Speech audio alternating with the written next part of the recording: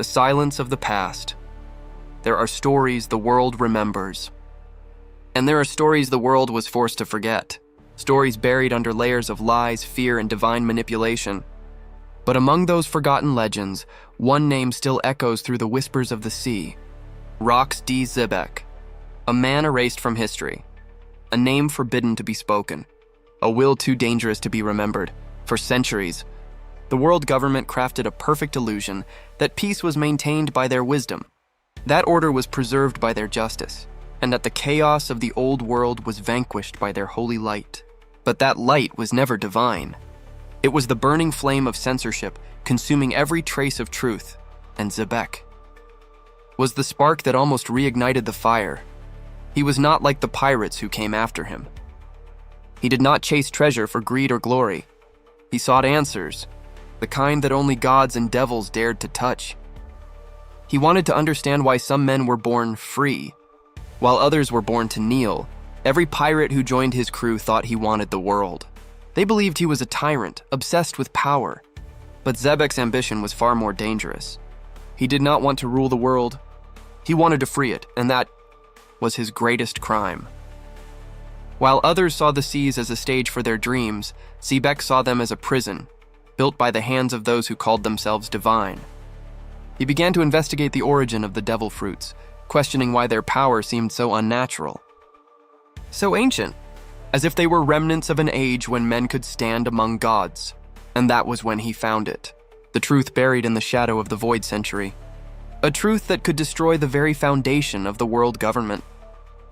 Among all the fruits scattered across the Grand Line, there was one that even the celestial dragons feared. A fruit they had tried to erase from existence. A fruit that was never meant to fall into mortal hands. The Hito Hito no Mi, model, Nika, the fruit of the sun, the embodiment of laughter, freedom, and divine rebellion. But the government called it a myth, a story told to children, because if the world knew that a power existed capable of mocking even the gods, then fear, their greatest weapon, would lose its power, and so they hid it. For centuries, locked away, guarded by the highest order of the Gorosei, and whispered about only in the deepest chambers of Mary Joieuse. But fate has a strange sense of irony. For it was a pirate, not a god, who found the traces of that forbidden truth. A man whose very blood carried the letter D, and whose heart beat with the rhythm of defiance. Rox D. Zebec discovered that the so-called peace of the world was built upon lies, that the Void Century was not an age of ignorance, but an age of freedom, erased because it revealed that humanity once lived without the rule of the so-called divine. And at the center of it all was the power of the sun god. The Hito Hito no Mi was not just a fruit. It was a symbol, a key forged by ancient hands to awaken humanity from its chains, and the world government's true purpose was to make sure it never returned. But Zebec, he decided to change that. He began assembling a crew unlike any other. A gathering of monsters and legends, Kaido, Big Mom, Whitebeard, Shiki, the most powerful pirates in history, bound not by loyalty but by chaos itself. But even they didn't understand what Zebec truly sought. They thought he wanted to overthrow the celestial dragons. They thought he wanted to become the new king of the world. But no, Zebec didn't want a throne. He wanted to burn it. He wanted to tear open the veil of lies that covered the world, to expose the gods as frauds, to remind humanity what freedom truly was, and the key to it all was that fruit. He had learned through stolen archives that the government planned to move the Hito Hito no Mi during a secret ceremony in a place called God Valley, a location that did not appear on any map, a sacred island where the celestial dragons held their darkest rituals. That was the moment Zebec decided to strike. Not for gold, not for power, but to steal the light that the gods had hidden from mankind. He gathered his fleet, and the world's greatest battle was set into motion, one that history would later call the God Valley Incident. But the truth behind that battle was never told, because if it were, the very idea of justice would crumble. The world government called it a battle against evil. They painted Zebec as a monster, a tyrant, a demon of chaos. But in reality, he was the first man in centuries to stand against the heavens themselves. The day God Valley burned was the day the world almost learned the truth, but victory never came. because as the smoke rose, Zebec was betrayed, not by his enemies, but by those who feared the storm he had unleashed. Some say it was his own crew. Others whisper that the government offered a deal too powerful to resist. But whatever the truth was, the result was the same. The man who challenged the gods vanished, or so they made the world believe. When the battle ended, the name Rox D. Zebec was erased from every record. His bounty was deleted, his island sunk, his followers scattered, and those who still remembered him were silenced one by one, but the ocean never forgets. The sea carries memories that no god can drown, and deep within its whispers, the name Zebec still resonates, not as a monster, but as a warning. Because some say that before his final breath, Zebec left behind a prophecy. He told his crew that the world would one day be torn between two forces, the sun and the darkness. That the ones who carry the D would be the storm to decide which one would rule. He believed that the Hito Hito no Mi, the fruit of the sun, and his own will, the will of darkness, were destined to collide. That only through that clash would humanity find its truth. He did not seek eternal life. He sought eternal meaning. To become the chaos that would one day awaken the world again. And that is why the world government feared him more than anyone before or after. Because he was not trying to be a god. He was trying to kill them. The world calls him evil, but evil is only a label written by those who win.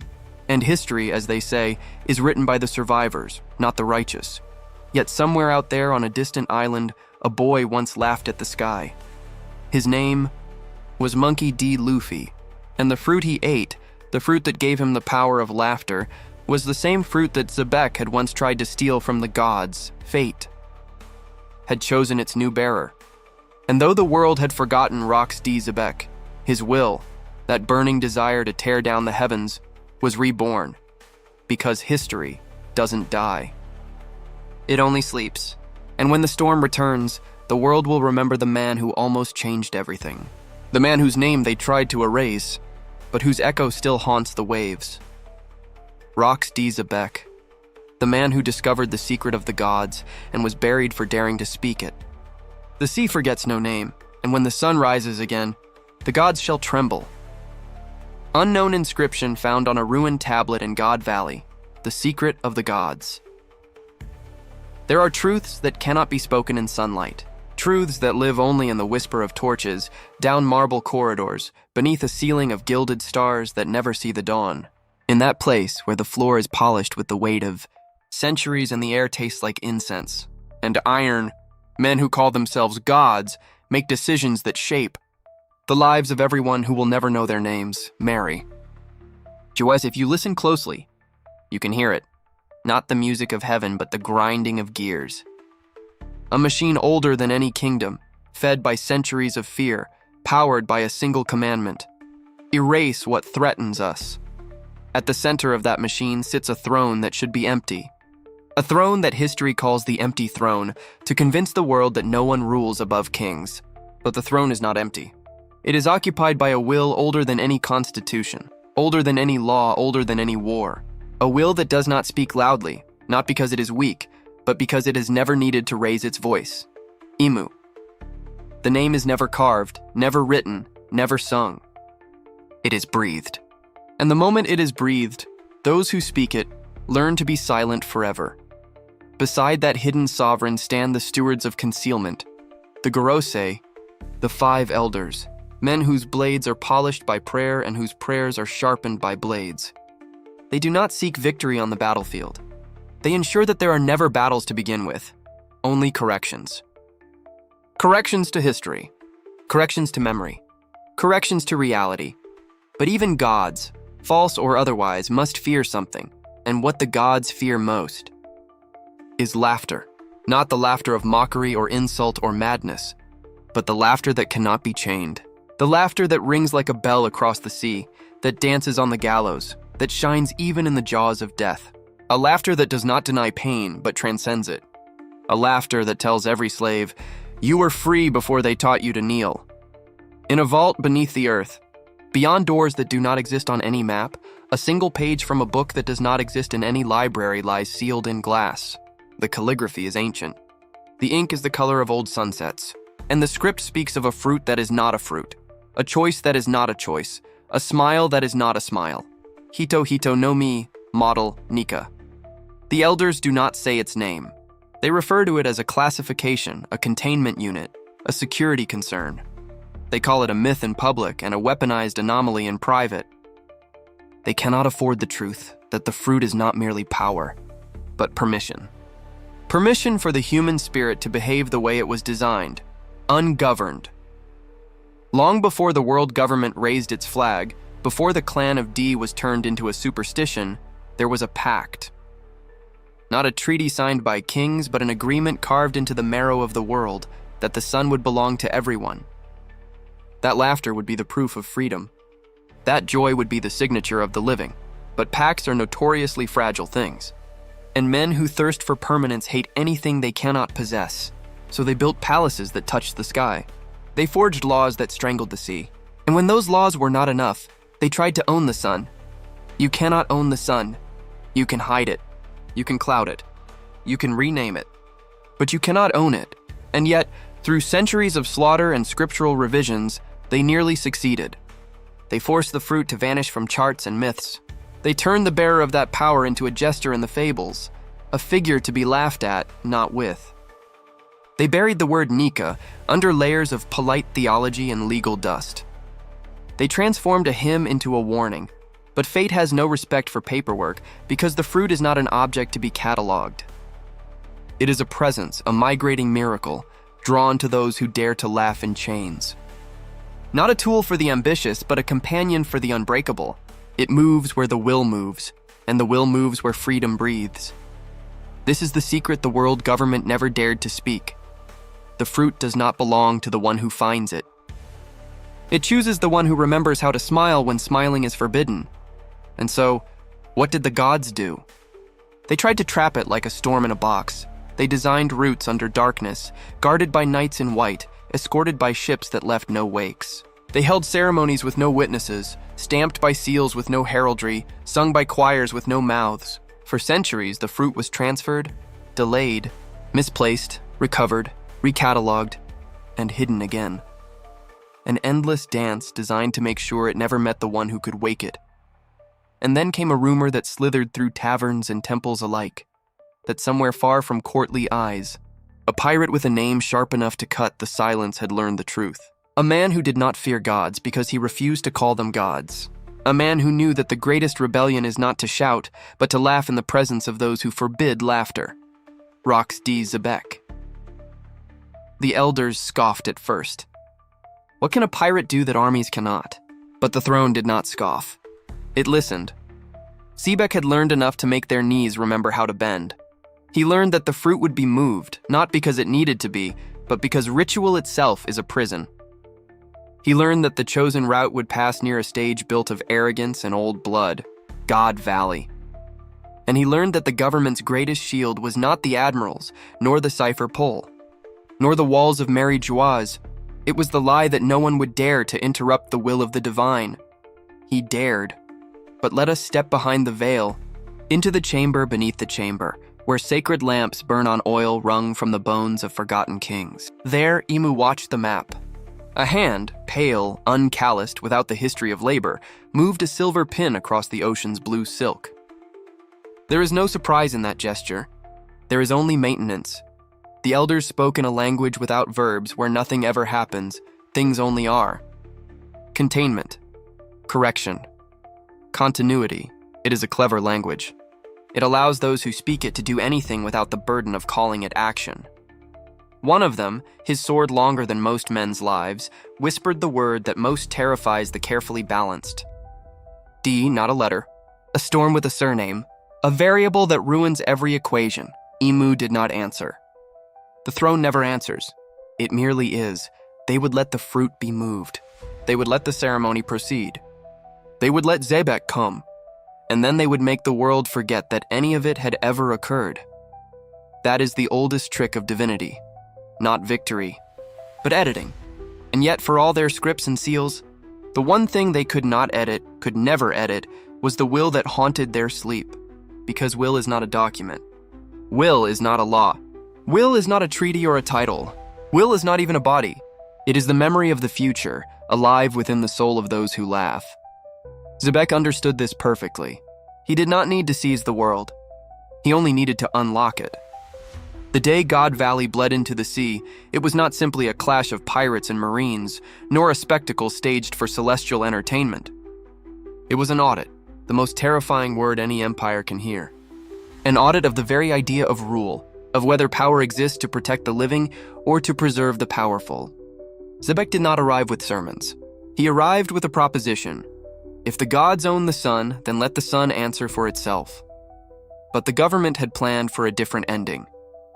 They calculated with abacuses of sacrifice and probability. If Zebec falls, the legend dies.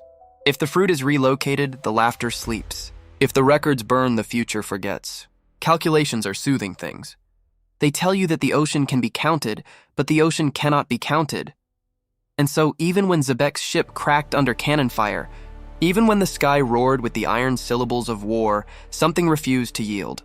Because behind the roar, beyond the smoke, between the moments history would later redact, an exchange took place, not of objects, but of wills. Some say Zebec touched the fruit. Others swear he only touched the truth of it. Some say he failed to claim it. Others say he never intended to. But all the stories, no matter how the elders corrupt them, share a spine, that the sun was not where it was supposed to be when the smoke cleared. And the throne, oh, the throne, remained calm. Because thrones are patient.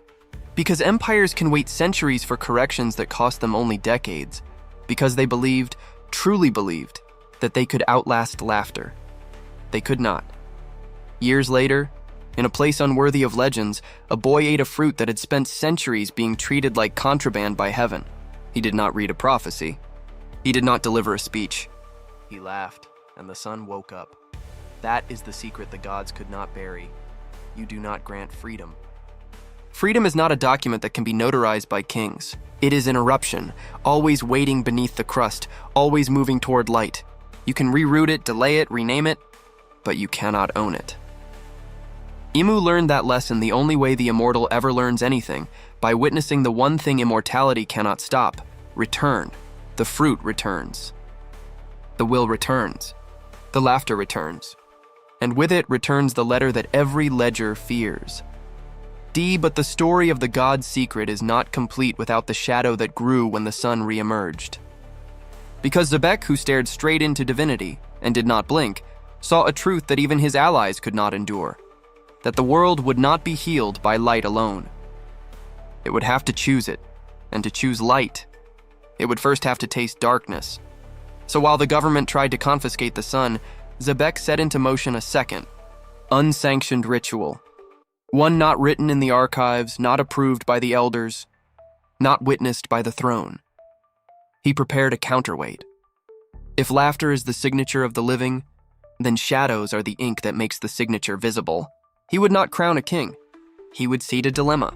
He would leave behind a will capable of devouring everything that did not belong to it, a gravity so black that even light would have to fight to escape. He did not call it destiny. He called it proof. Proof that when the sun finally rose, it would not be by convenience or accident, but by choice. And thus the stage was set for an age the elders could not calculate, and the throne could not edit, an era where the sun and the darkness would meet not by mistake, but by design. Not the government's design, not the gods, not even Zebec's, but by the design of will, that persistent wind the sea uses to write its own history. That is the secret of the gods. Not that they are powerful, but that they are afraid of anything that cannot be owned, cannot be signed, cannot be corrected.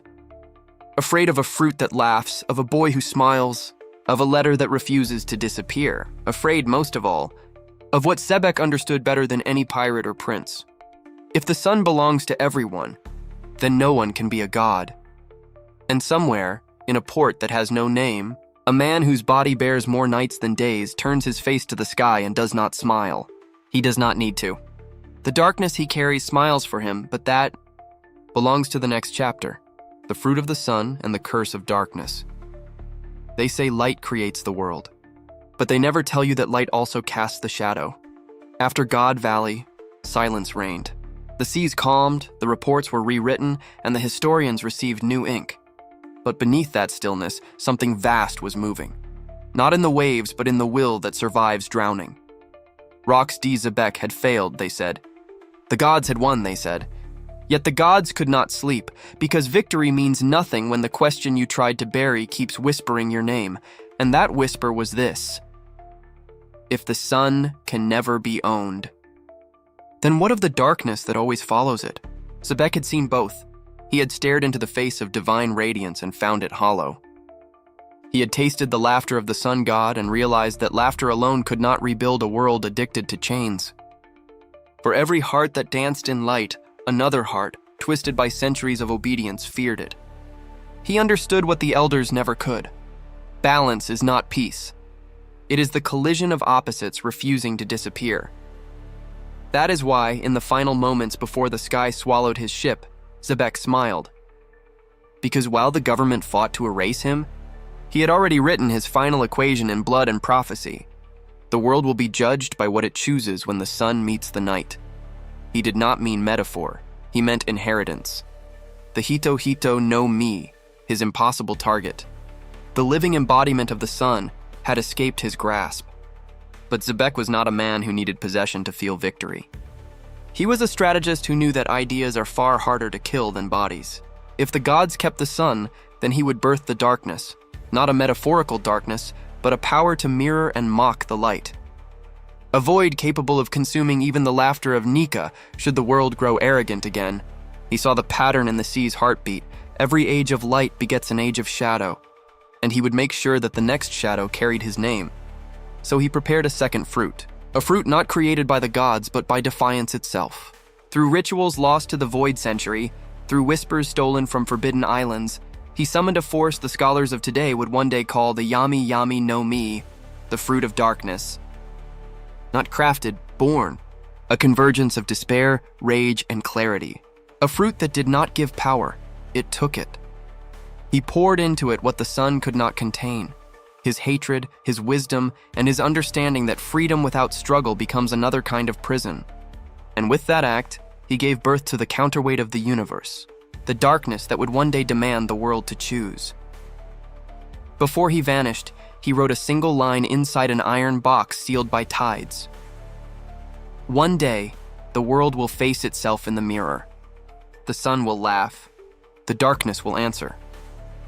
Centuries later, that answer would have a name. Marshall D. Teach, the man who does not sleep.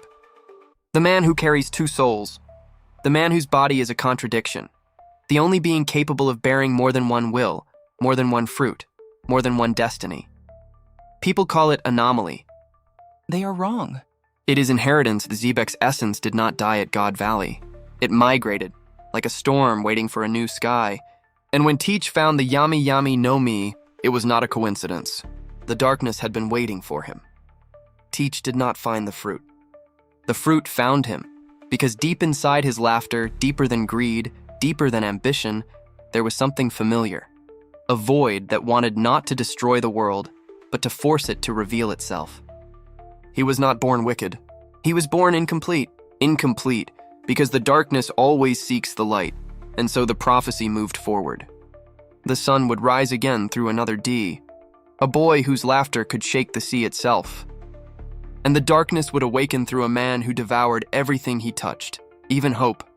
They would never share the same path, yet their footsteps would rhyme across eras.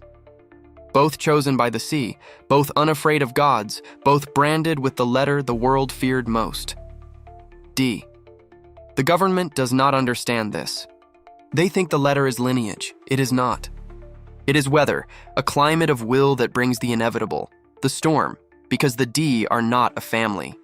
They are a forecast, and when that forecast reaches its climax, the heavens themselves will shake.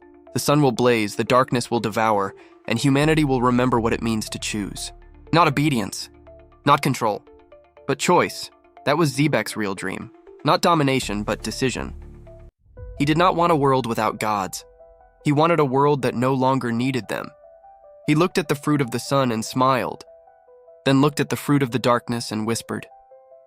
When these two laugh together, the sea will learn to sing again. Even now, the waves repeat that melody in secret tones only the D can hear. It is not a lullaby. It is a countdown. because one carries the laughter of dawn, and the other carries the hunger of night. And between them lies the destiny of every soul that has ever looked at the horizon and asked, "What if I were free?" The world thinks of Zebec as chaos, but chaos is not destruction. It is revelation. He revealed that the gods were not immortal. He revealed that darkness could be sacred. And he revealed that freedom means nothing until it faces fear and survives. That is why his legend cannot be erased, because it is no longer ink, it is equilibrium.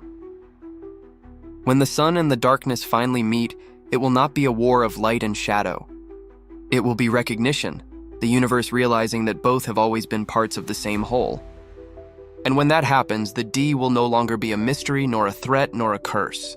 They will be the answer to a question the gods were too afraid to ask, the chosen of the shadows. Every light that rises casts a shadow that refuses to disappear. And sometimes, that shadow learns to laugh back. The world remembers the name Marshall D. Teach as a pirate, a traitor, a monster. But the world, as always, remembers only what it is told. It never listens to the silence that follows the cannon fire. It never asks why the sea chose him, because Teach was not born of coincidence. He was born of intention, the intention of a man whose body perished at God Valley but whose will refused to sink. The day Rox D. Zebec vanished, something else was born in his place, and a pulse, an echo, a vibration that lingered in the deepest current of the Grand Line. An idea that could not drown. A fragment of consciousness bound to the darkness itself. For years it drifted, unseen, unheard, waiting for the one who could bear the weight of its hunger. Most men would have been torn apart by it. Most souls would have shattered trying to contain the void. But one man carried within him a space wide enough to house it. A body too strange to be natural. A will too stubborn to die. That man was Teach. People call him abnormal. They say he never sleeps. They say his body is different, his spirit divided, his very being an impossibility. But they never ask what it means. Because if they did, they would realize the truth. He does not have two bodies. He carries two wills. When Teach found the Yami Yami no Mi, he did not find power. He found recognition. The fruit did not resist him. It greeted him like a memory returning home. Because inside that swirling blackness lived a whisper of the man who once defied the gods. Rox D. Zebec. He did not inherit Zebec's memories. He inherited his question. The same question that haunted the gods, the same one that split the sky at God Valley. What happens when freedom meets fear? And refuses to bow? Teach became the living continuation of that question. His darkness was not the absence of light. It was the presence of everything the light tried to erase: anger, grief, greed, longing, ambition, contradiction. All the things that make a man human. That is why his power devours. It does not destroy for cruelty's sake. It reclaims. He takes back everything that was stolen from the world by divine censorship. When he smiles, it is not joy. It is defiance. It is the echo of Zebec's laughter, warped through centuries of waiting. The laugh of someone who knows that even if the sun shines again, the night will always come. And that is balance. The elders at Mary Joyce do not understand him. They see a pirate. They see chaos. But what they are truly seeing is their own reflection. The shadow of every sin they buried, now wearing a human face. A man who cannot die because he was never truly born in their world. A man who exists outside their narrative. When Zebec created the darkness, he understood something the gods did not. Light can only be worshipped when it has a rival. Without shadow, light becomes tyranny. And so he designed the future as a paradox. He ensured that when the next sun rose, it would face a darkness it could not ignore. And now in Teach, that prophecy breathes. He is not the villain. He is the response, the necessary consequence of divine arrogance. Because even Luffy, the embodiment of the sun, cannot exist without him. One represents the laughter that liberates, the other, the hunger that reveals. Together, they complete the circle of human will. You see, the D are not chosen by destiny. They are chosen by contrast. Each one is born when the world leans too far toward silence. They are the storm's correction, the thunder that reminds creation that perfection is a lie. That is why Teach's body can hold multiple souls. Because he is not one man. He is an assembly, a meeting place of wills, an archive of everything the gods tried to discard. His darkness is not evil.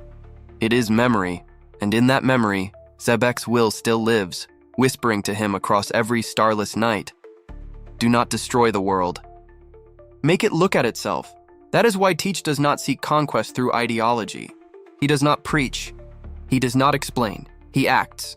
Every island he touches, every empire he topples, every soul he absorbs, they all become witnesses to a truth too raw to speak, that no throne, no God, no system of order can survive once people see the world's contradictions clearly. Because when you hold the darkness long enough, it starts showing you not what you hate, but what you hide. That is the curse of the Yami Yami no Mi, and its gift. It devours everything, yes, but only to show what remains when nothing can be hidden. And in that honesty lies freedom. Teach is not the enemy of Luffy's laughter. He is its mirror. While Luffy represents freedom's joy, Teach represents freedom's cost. Luffy breaks the chains.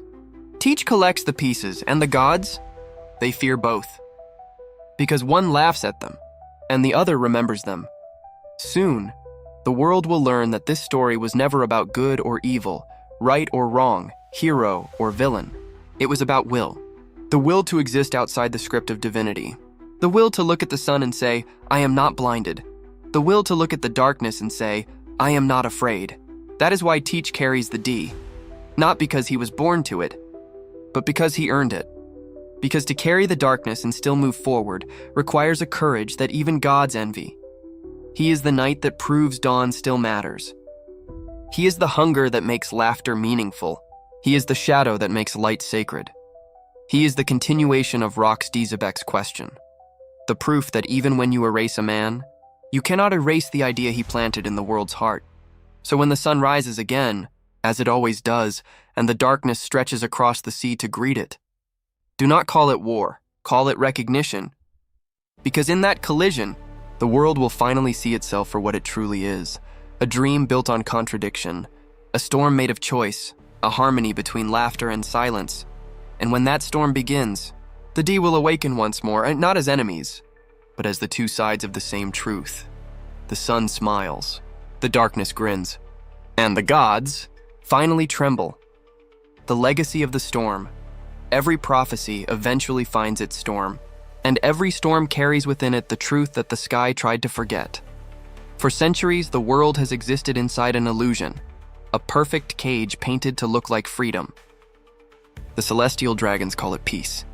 The Gorosei call it balance. But the sea has another name for it: delay. A pause before the inevitable, a silence before the roar, and that roar is coming. It was never about pirates versus marines. It was never about the bounty posters, the ships, or the wars. It was about the will behind it all, the invisible pulse that lives in every man who dares to question. The letter that the gods tried to erase. The D, are not descendants. They are not chosen. They are storms, born when the world forgets how to move forward. Each one appears when stagnation grows unbearable, when the gods start believing their lies. They are the correction written into existence itself. And now, that correction is almost here, because the two ends of the prophecy have finally awakened. The sun has found its laughter. The darkness has found its hunger. And the sea trembles between them. The sun, Luffy, he is not a warrior. He is not a politician. He is not even a conqueror. He is the most dangerous thing in the universe, a man who believes that joy is sacred. Monkey D. Luffy is not Nika reborn. He is humanity remembering what Nika meant. The freedom to live without explanation, the audacity to smile at injustice, the rebellion of happiness against a world that profits from despair. His laughter is not ignorance, it is resistance. When he grins at an enemy, it is not mockery, it is mercy. Because he knows that those who have forgotten how to laugh have already lost. He carries the light that Rox D. Zebec once sought to steal, the flame the gods buried, believing it would never rise again. But Luffy's fire does not burn, it warms. He fights not to rule the sea, but to remind it that the sea belongs to everyone. He is the sun, unclaimed and unafraid, but even the sun casts shadows. The darkness. Teach where Luffy's laughter brings comfort, Teach's grin brings fear. Where the sun heals, the darkness devours. And yet, in that consumption, there is truth. Marshall D. Teach does not smile because he is happy. He smiles because he understands the lie of perfection. He knows that no world built on light alone can survive. He is the counterweight, the reminder, the wound that makes healing real. While Luffy's power frees bodies, Teach's power frees truth. He exposes what the world hides. He rips the masks off gods and kings alike. He forces humanity to see its ugliness, and because only when you see the dark can you truly appreciate the dawn, they are not opposites. They are corrections. The sun breaks the chains. The darkness breaks the illusions. Together, they are what Zebec foresaw, the storm that cannot be controlled. The storm, the will of D, the D are not the chosen few. They are the chosen moment, a rhythm that rises when the world forgets to breathe. They are the natural consequence of stagnation, the proof that no order can suppress curiosity forever. From Joy Boy to Gol D. Roger, from Zebec to Luffy and Teach, the thread has never been about blood. It has been about decision. The decision to live in truth, even when it costs everything. The decision to stand, laugh, and fall, without asking permission. And now, the D have reached the point of no return. The sun burns brighter than ever. The darkness grows heavier than before, and the sky cannot contain them both. The gods watch from their golden cages, trembling behind centuries of silence. Because for the first time since the Void Century, they do not know which side the sea will choose. They only know that the sea has chosen to move. The final choice. There is no prophecy of victory. There is no promise of peace. There is only the question, Rox D. Zebec carved into the bones of history. When the sun meets the darkness, will humanity kneel or laugh? It is not the fruit that decides. It is not the gods. It is not fate. It is us. The D were never meant to rule. They were meant to remind us that life is not obedience, it is motion. That freedom is not given, it is remembered. That laughter is not noise. It is the sound of the soul refusing to die. The storm is not coming to destroy the world. It is coming to wake it. When Luffy's laughter meets Teach's hunger, the heavens will fracture. The seas will boil, the thrones will crumble, but the silence, that sacred, suffocating silence that the gods built to protect themselves, will finally break. And from that silence, something new will be born. Not divine, not perfect, but real, a world where laughter and fear share the same table, where light and shadow walk side by side, where freedom is not a prize, it is the price. The legacy of Rox, D. Zebec history, calls him a villain. But history is written by survivors, not witnesses, and those who truly watched him knew the truth. He did not want to destroy the world. He wanted to show it to itself. He knew that the gods' greatest fear was not rebellion, it was honesty. Because once you see the truth, you can never go back to worshiping lies. He understood that neither light nor darkness should win, that the true victory is the storm itself, the eternal dance between what is seen and what is hidden. And so, even in death, his will persisted. Through laughter and shadow, through Luffy and Teach, through every D that refuses to kneel, because he was not just a pirate. He was the question the universe could never answer. Who decides what it means to be free? When the final battle comes, when the sun roars and the darkness grins, remember this. It was Zebec who set the stage. It was his storm that brought the world here. And it will be his laughter echoing through the thunder when the gods finally fall silent. Because the D do not die, they return. Over and over. Each time the world forgets what freedom sounds like. And this time, when the storm passes, the world will not be the same. The gods will fade. The lies will collapse. And the sea will sing the song that began before heaven learned to whisper. A song of laughter. A song of hunger. A song of will. The sun smiles. The darkness grins. The storm laughs. And the gods finally listen, and so the storm continues to move. Across time. Across bloodlines. Across every smile that dares to exist beneath the gaze of false gods. Rox D. Zebec may have fallen in the pages of history, but his question, his will, lives on through every D that still stands, laughing in the face of the impossible, because the truth can be buried. But it can never be silenced. And when the sun and the darkness finally meet again, the world will remember the name that even the heavens tried to forget, Rox D. Zebec, the man who wanted to steal the power of the gods, only to give it back to mankind. And maybe, just maybe, that was his plan all along. This was the theory. I'm Mr. Peace. And until the next video, Keep your eyes on the horizon, because the storm of the D is far from over.